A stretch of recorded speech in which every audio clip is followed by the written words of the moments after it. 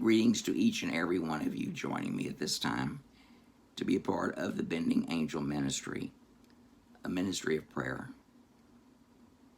To be alone can be as deadly as the coronavirus itself, and to be isolated from those you love inflicts as much damage to the mind, body, and soul as the coronavirus itself.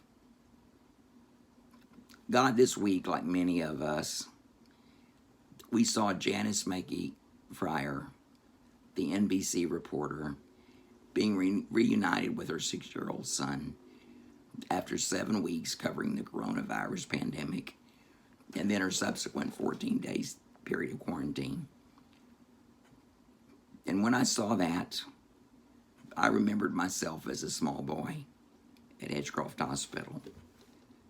I will never forget the terror of being left alone at age 6 when my mother and father walked out of my room, nor the tears of joy when I returned home months later into their loving arms.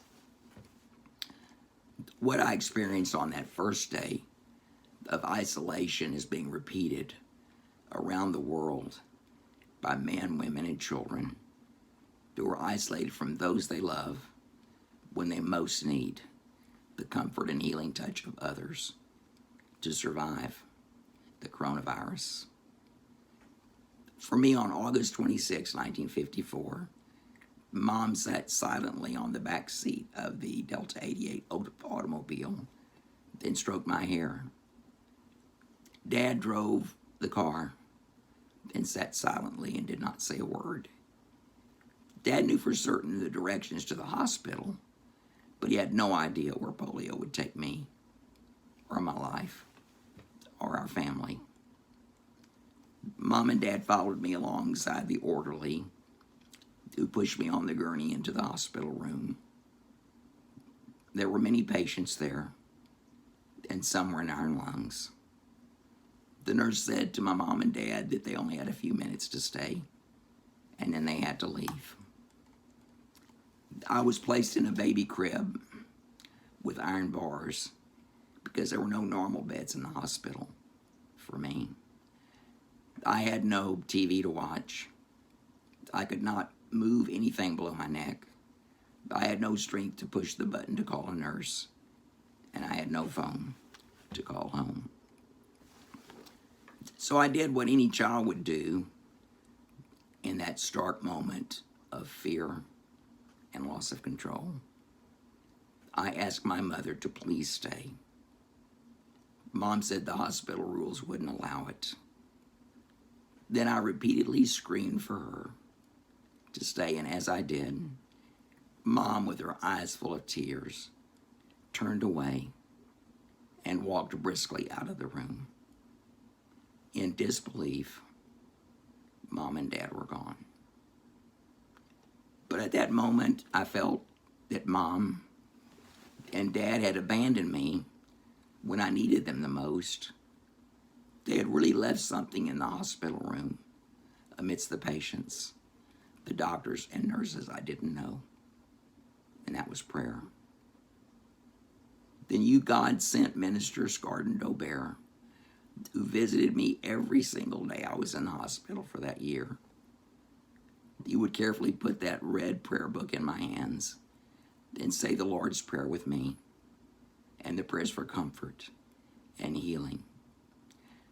Minister Dobert is with you now, God, but the gift of prayer from you and my parents and Reverend Dobert will remain with me until my very last breath.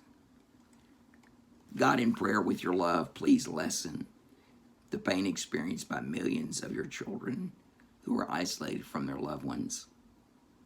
Not just those who suffer from the virus, but those whose lives and callings take them away from those they love. The first responders, the EMTs, the truckers, the nurses, the doctors, the respiratory therapists, and our leaders, both national, state, and local, and all ministers of faith. God, please lift up the hearts of those who are not able to be by the bedside of those they love when their earthly lives end. and their eternal lives with you, God, begin in you and with you.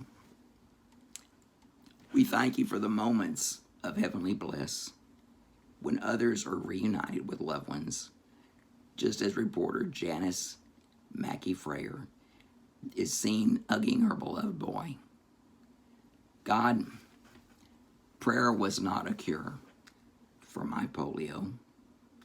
Prayer may not be the cure for the coronavirus or the pandemic, but prayer will heal what medicine cannot. Amen. Thanks for joining me today. Please remember that God is just a prayer away.